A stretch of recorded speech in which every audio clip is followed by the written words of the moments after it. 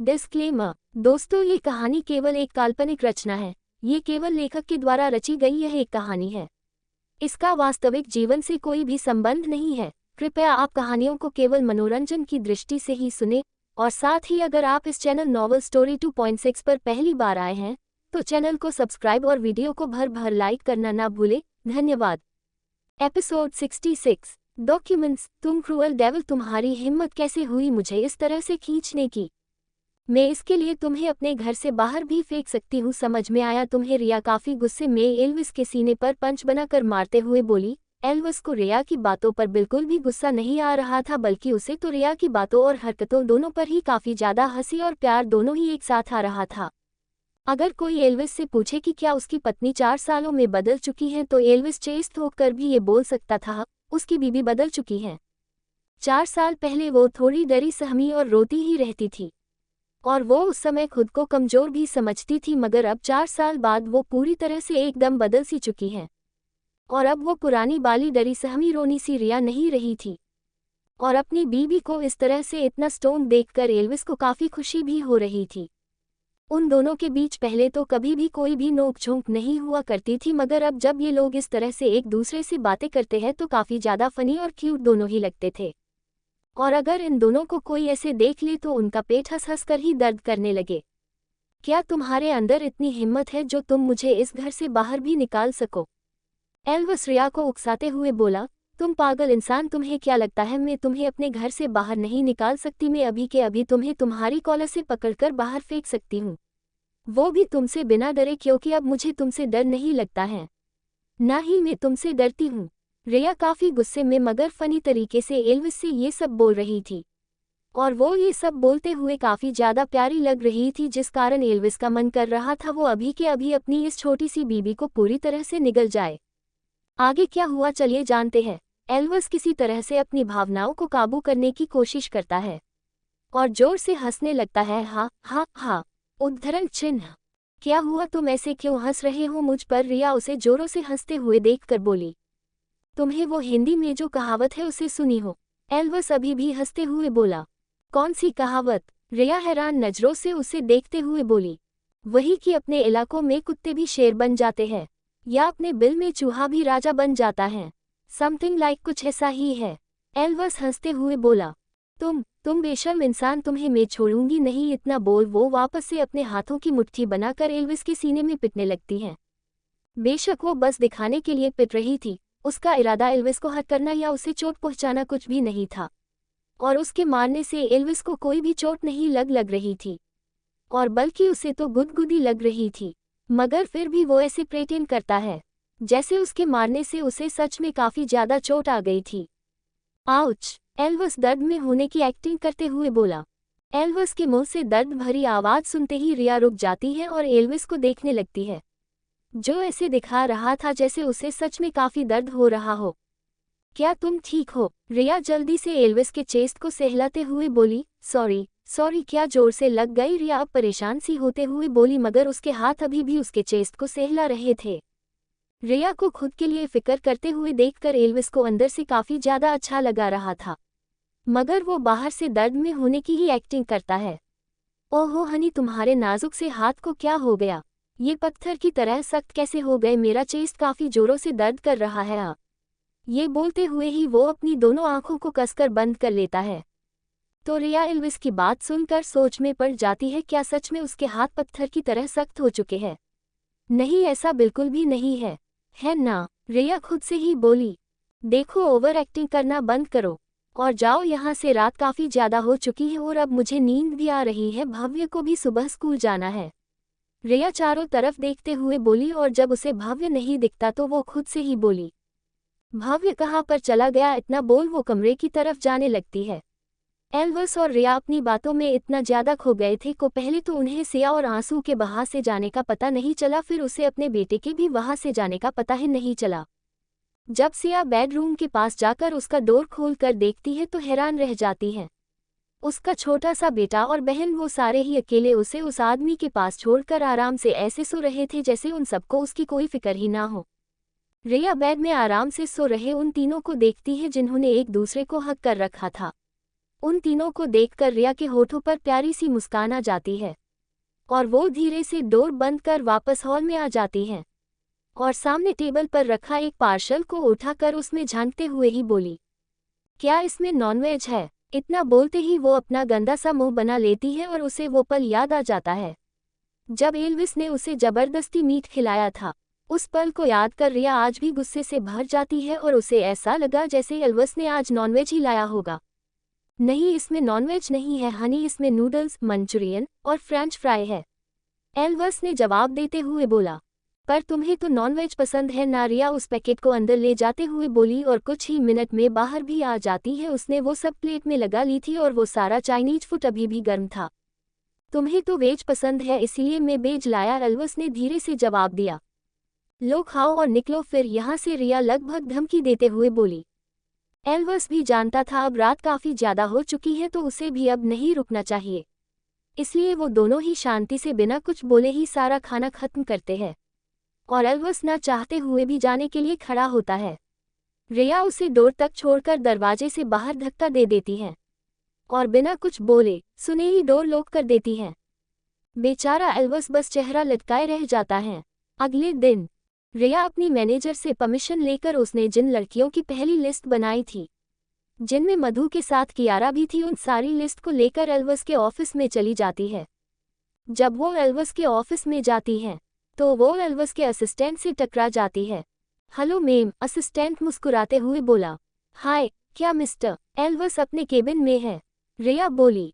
Sir तो अभी अपनी मीटिंग में बिजी है पर आप जाकर उनके केबिन में इंतजार कर सकती हैं, असिस्टेंट काफ़ी ज़्यादा पोलाइट होते हुए बोला।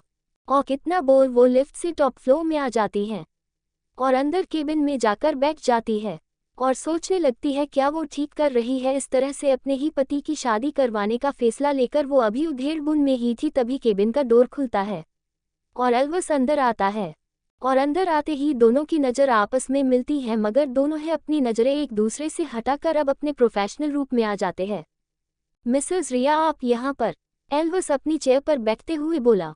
रिया भी अपनी जगह से उठकर एल्विस के पास जाती है और उसे फाइल देते हुए बोली, सर इसमें उन 20 लड़कियों की फ़ोटो और डिटेल दोनों है जो आपकी वाइफ बनने के कैपेबल है। आप एक बार इस फाइल में अपनी नज़र डाल सकते हैं। मैंने इन लड़कियों को इंटरव्यू के लिए बुलाया भी है, वो सारी है नीचे इंतजार कर रही हैं। एल्विस एक नज़र उस फाइल में डालता है और साफ शब्दों में बोला, कोई भी नहीं? क्या अभी अभी इस आदमी ने कहा इसमें से कोई भी लड़की नहीं, मगर ये कैसे हो सकता है? रिया खुद से ही बोली। सर, जैसे ही रिया बस सर बोली एल्विस बिना किसी भाव के उसे देखने लगता है और जैसे ही दोनों में से कोई भी कुछ बोलता उससे पहले ही केबिन का डोर खुलता है और एक साथ काफ़ी सारी लड़कियां अंदर आ जाती है। ये देखकर रिया और एल्विस दोनों ही हैरान रह जाते हैं। दूसरी तरफ अलेक्जेंडर भी अपनी एक मीटिंग के लिए आया हुआ था और वो अपने बिजनेस पार्टनर के साथ मीटिंग कर रहा था और सिया मीटिंग रूम के बाहर अलेक्जेंडर के मैनेजर के साथ बाहर लगी चेयर पर बैठी हुई थी। वो दोनों ही एकदम खामोश से होते हैं और दोनों ही अपने अपने मोबाइल को चला रहे होते हैं। सिया को अलेक्जेंडर की पर्सनल असिस्टेंट बनकर बिल्कुल भी अच्छा नहीं लग रहा था, क्योंकि उसे यहाँ पर कुछ भी काम ही नहीं करना पड़ता था। बस उसे सुबह आते ही अलेक्जेंडर के लिए कॉफ़ी बनानी पड़ती थी और हर 1 घंटे में बस कॉफ़ी और लंच के समय में लंच देना होता था, जिस कारण उसे काफ़ी ज़्यादा बुरा लगता था। उसकी पिछली जॉब उसके हिसाब से काफ़ी ज़्यादा अच्छी थी और वो उसी जॉब से काफ़ी ज़्यादा खुश भी थी, मगर उसे ये जॉब बिल्कुल भी समझ नहीं आती थी, ना ही अच्छी लगती थी। करीब 20 मिनट बाद मीटिंग रूम का डोर खुलता है और अंदर से अलेक्जेंडर और सारे एग्जीक्यूटिव बाहर निकलते हैं। अपने बॉस को देखकर मैनेजर अपनी जगह से खड़ा हो जाता है और सिया भी उसे देखकर खड़ी हो जाती है। मेरे लिए एक ब्लैक कॉफ़ी बना कर लाओ, अलेक्जेंडर अपने केबिन में जाते हुए ही सिया से बोला। सिया भी जल्दी से हाँ में सर हिला देती है, फिर धीरे से मैनेजर को देखकर बोली, क्या मेरा काम बस कॉफ़ी बनाना और इन्हें देना यही है क्या? इसके अलावा मुझे कुछ और करना ही नहीं पड़ता है? सिया थोड़ा अजीब फील करते हुए बोली। अच्छा तो है बॉस, बस कॉफ़ी बनाने को ही बोलते हैं, वरना पर्सनल असिस्टेंट को सारे पर्सनल काम भी करने होते हैं, जैसे वार्डरोब से कपड़े निकाल कर बॉस को देना, उन्हें पहनने में मदद करना, उनके सारे सामानों को उनके सामने रखना, यहाँ तक उनके घर में रहकर 24 घंटे तक उनकी सेवा करना। इतना बोलकर मैनेजर शांत हो जाता है तो मैनेजर की बात सुनकर सिया हैरान नज़रों से उसे देखने लगती है। अब इस तरह से मुझे मत देखो और जाओ जाकर बॉस के लिए कॉफ़ी बना कर लाओ, वरना बॉस गुस्सा हो जाएंगे, मैनेजर बोला और फिर वहां से चला गया। सिया भी अपनी हैरानी छुपाकर कॉफ़ी मशीन की तरफ जाने लगती है। 5 मिनट बाद, सर आपकी ब्लैक कॉफ़ी, इतना बोलकर सिया टेबल पर कॉफ़ी का कप रख देती है। अलेक्जेंडर बस हाँ, मैं अपना सर हिला देता है। सर क्या मेरे लिए कोई और काम है? सिया धीरे से बोली, हाँ, इन फाइल को उठाओ और इनमें रखे सारे डॉक्यूमेंट्स को अच्छी तरह से सेट करो, और जब ये हो जाए तो तुम्हें इन्हें ध्यान से पढ़ना है और जहाँ पर भी स्पेलिंग मिस्टेक हो तुम्हें इस पर टिक करना है। क्या तुम ये सब कर सकती हो? हाँ, मैं ये सब कर लूंगी, सिया सर हिलाते हुए बोली। गुड, इतना बोल अलेक्जेंडर कॉफ़ी पीते हुए ही काम करने लगता है। तो सिया भी सारी फाइल कोई टेबल से उठाकर सोफे पर जाकर बैठ जाती है और वो भी अपने कामों में बिजी हो जाती है। अलेक्जेंडर एक नज़र उसे देखता है, फिर खुद भी बिजी हो जाता है। काम करते हुए ही कब लंच का समय हो जाता है पता ही नहीं चलता है। सर लंच का समय हो गया है, सिया अपने मोबाइल में समय देखते हुए बोली। हाँ ठीक है, तुम किसी रेस्टोरेंट में टेबल बुक कर दो, हम चलते हैं वहाँ पर। अलेक्जेंडर बिना नजरें उठाए ही बोला और सिया भी धीरे से हाँ में सर हिलाते हुए सोचने लगती है उसे कहाँ पर टेबल बुक करना चाहिए, और अगर वो टेबल बुक करेगी तो पैसे उसे ही देने होंगे। ये सोचकर ही वो थोड़ा सा घबरा जाती है और अलेक्जेंडर को देख बोली, खाने के लिए टेबल क्यों बुक करना, आप जाइए और खाना ऑर्डर कर खा लीजिए। इसमें इतना क्या सोचना, वैसे भी पेट भरने से मतलब होना चाहिए। फिर वो सबके बीच बैठकर खाए या फिर किसी प्राइवेट रूम में फ़र्क नहीं पड़ता है। हाँ, पर आप अपने स्टेट्स को देखते हुए पब्लिक प्लेस में तो खाना नहीं खा पाओगे। सिया थोड़ा सा मुंह बनाकर बोली। सिया की बात सुनकर अलेक्जेंडर उसे ही देखने लगता है, फिर वो कुछ देर सोचकर बोला, ठीक है चलो हम लंच के लिए किसी अच्छी सी जगह पर चलते हैं। अलेक्जेंडर अपने लैपटॉप को बंद करते हुए बोला, मैं नहीं चल सकती, मैंने अपने लिए खाना लाया है। सिया अपने बैग से अपना टिफिन निकालते हुए बोली। सिया की बात सुनकर अलेक्जेंडर हैरान रह जाता है। एपिसोड 67। मैंने अपने लिए खाना लाया है, सिया अपने बैग से एक बड़ा सा टिफिन निकालते हुए बोली। आप जाकर अपने लिए खाना ला सकते हो या किसी बड़े से रेस्टोरेंट में जाकर भी खा सकते हो। इतना बोलकर वो अपने टिफिन को वही टेबल पर रखकर सारी फाइल उठाकर उसे अलेक्जेंडर के टेबल पर रख देती है और फिर हाथ धोने के लिए चली जाती है। अलेक्जेंडर हैरानी से बस कभी सिया की खाली जगह तो कभी टिफिन को देखने लगता है और उसे सिया की बोली गई कल की बात याद आती है जब उसने कहा था वो खाना बनाना जानती है, जिसे याद कर अलेक्जेंडर खुद से ही बोला, क्या ये खाना इसी ने बनाई होगी? इतना सोचकर वो ललचाई हुई नजरों से ही सिया की टिफिन की तरफ देखने लगती है।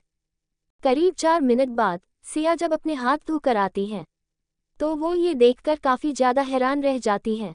अलेक्जेंडर उसका लाया हुआ खाना चोर रहा था।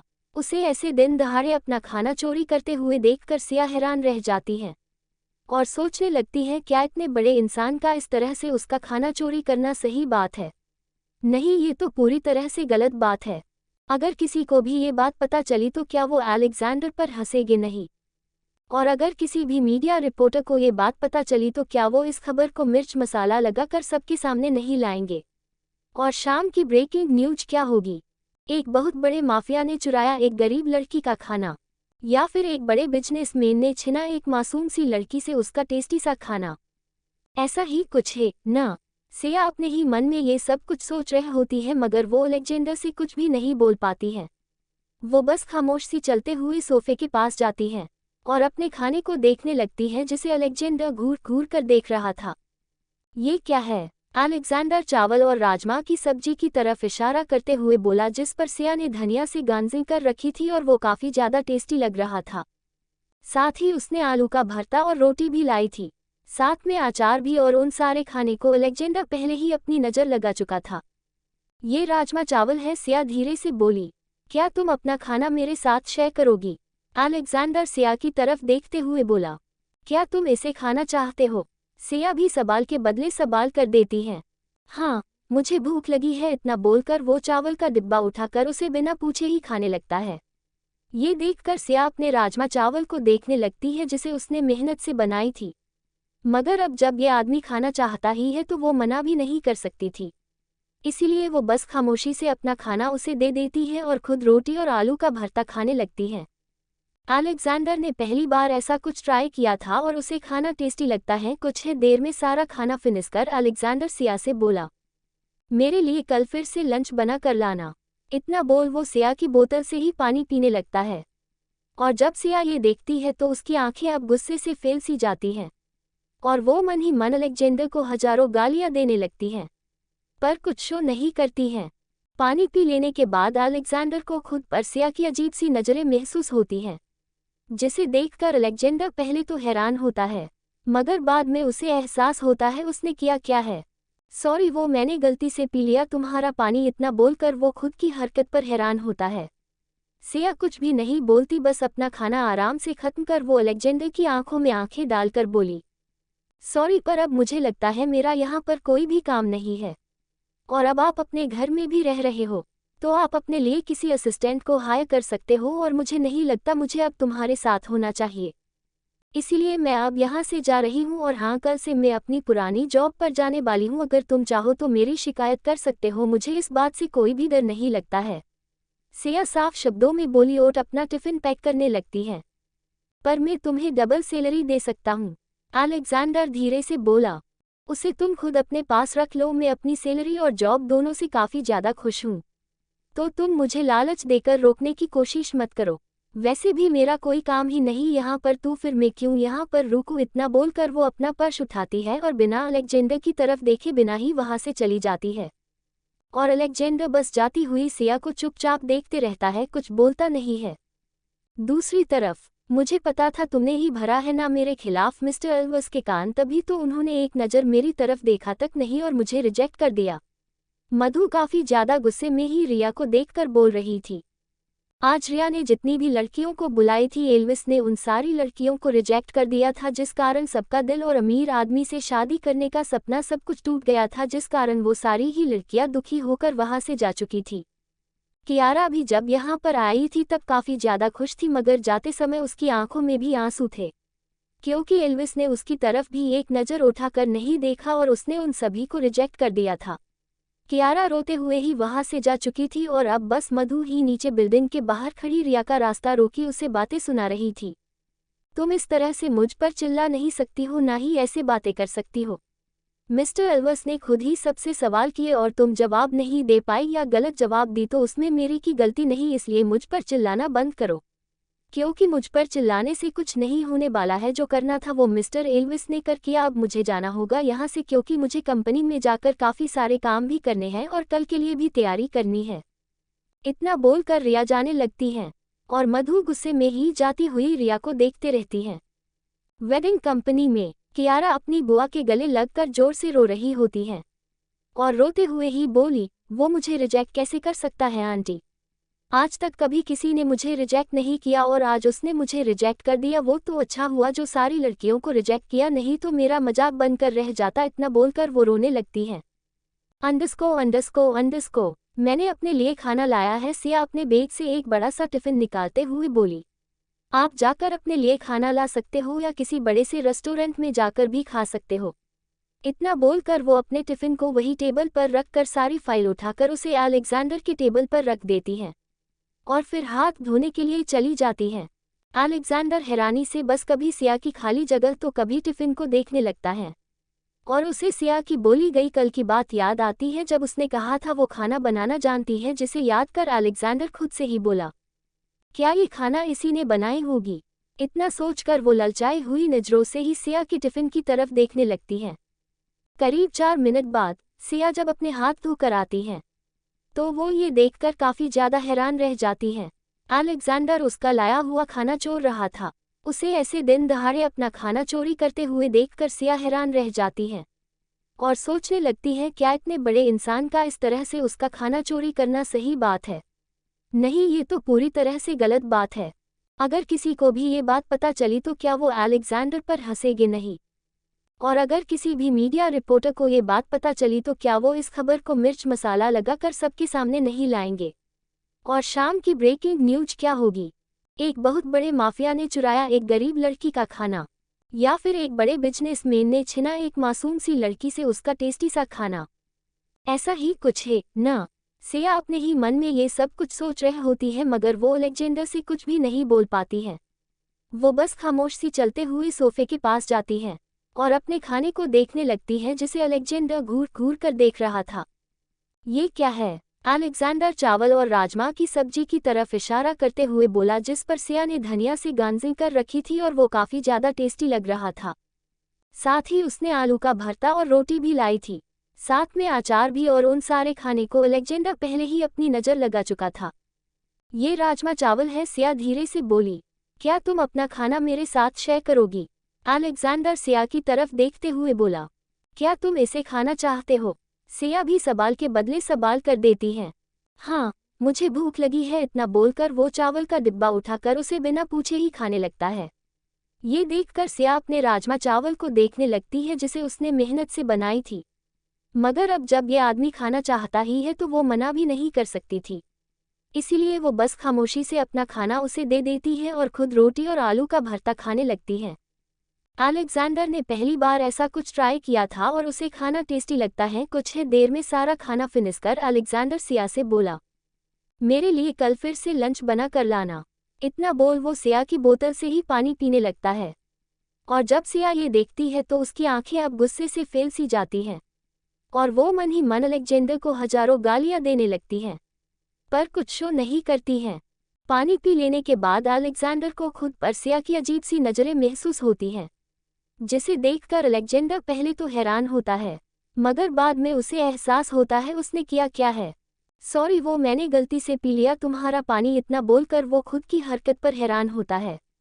सिया कुछ भी नहीं बोलती, बस अपना खाना आराम से खत्म कर वो अलेक्जेंडर की आंखों में आंखें डालकर बोली, सॉरी, पर अब मुझे लगता है मेरा यहाँ पर कोई भी काम नहीं है और अब आप अपने घर में भी रह रहे हो तो आप अपने लिए किसी असिस्टेंट को हायर कर सकते हो और मुझे नहीं लगता मुझे अब तुम्हारे साथ होना चाहिए, इसीलिए मैं अब यहाँ से जा रही हूँ और हाँ, कल से मैं अपनी पुरानी जॉब पर जाने वाली हूँ। अगर तुम चाहो तो मेरी शिकायत कर सकते हो, मुझे इस बात से कोई भी डर नहीं लगता है। सिया साफ शब्दों में बोली और अपना टिफिन पैक करने लगती है। पर मैं तुम्हें डबल सैलरी दे सकता हूँ, अलेक्जेंडर धीरे से बोला। उसे तुम खुद अपने पास रख लो, मैं अपनी सैलरी और जॉब दोनों से काफ़ी ज़्यादा खुश हूँ, तो तुम मुझे लालच देकर रोकने की कोशिश मत करो। वैसे भी मेरा कोई काम ही नहीं यहाँ पर, तो फिर मैं क्यों यहाँ पर रुकूं? इतना बोलकर वो अपना पर्स उठाती है और बिना अलेक्जेंडर की तरफ देखे बिना ही वहाँ से चली जाती है और अलेक्जेंडर बस जाती हुई सिया को चुपचाप देखते रहता है, कुछ बोलता नहीं है। दूसरी तरफ, मुझे पता था तुमने ही भरा है ना मेरे खिलाफ मिस्टर एल्वर्स के कान, तभी तो उन्होंने एक नज़र मेरी तरफ देखा तक नहीं और मुझे रिजेक्ट कर दिया। मधु काफी ज्यादा गुस्से में ही रिया को देखकर बोल रही थी। आज रिया ने जितनी भी लड़कियों को बुलाई थी, एल्विस ने उन सारी लड़कियों को रिजेक्ट कर दिया था, जिस कारण सबका दिल और अमीर आदमी से शादी करने का सपना सब कुछ टूट गया था, जिस कारण वो सारी ही लड़कियां दुखी होकर वहां से जा चुकी थी। कियारा भी जब यहाँ पर आई थी तब काफी ज्यादा खुश थी, मगर जाते समय उसकी आंखों में भी आंसू थे, क्योंकि एल्विस ने उसकी तरफ भी एक नज़र उठाकर नहीं देखा और उसने उन सभी को रिजेक्ट कर दिया था। कियारा रोते हुए ही वहां से जा चुकी थी और अब बस मधु ही नीचे बिल्डिंग के बाहर खड़ी रिया का रास्ता रोकी उसे बातें सुना रही थी। तुम इस तरह से मुझ पर चिल्ला नहीं सकती हो, ना ही ऐसे बातें कर सकती हो।